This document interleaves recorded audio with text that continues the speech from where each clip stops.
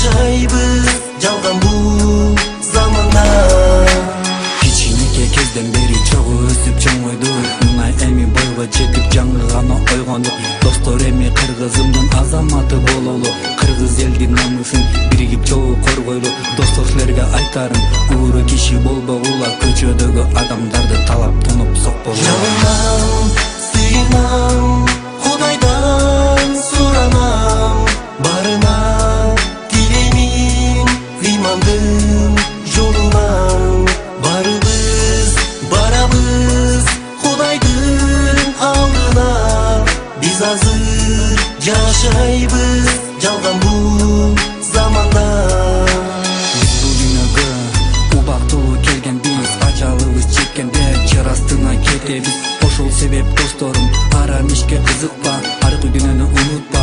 Ар бир кылган ишибизди Аллахка жооп беребиз. Билесиңби ошону, бейиш менен тозокту, элестеттиң жүрөк сыздай тозоктогу отту. Ошондуктан шайтандын жолу менен баспайлы, өзүбүздү аркандай жаман иштен сактайлы. Кыргызымдын сөзү бар, жаман болуш бир паста, жакшы болуш астаста.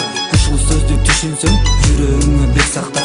Эч унутпагыла деп мен силерге айтмакчымын анткенимдин себеби. Мына ушул заманда болот экен бардыгы, жакшысы да жаманы да, бирок эч убакта жамандыкка алдырбай жүрөлүкчү даярданып кыяматтын жолуна. Жалынам, сыйынам, Кудайдан суранам, барына тилеймин ыймандын жолунан.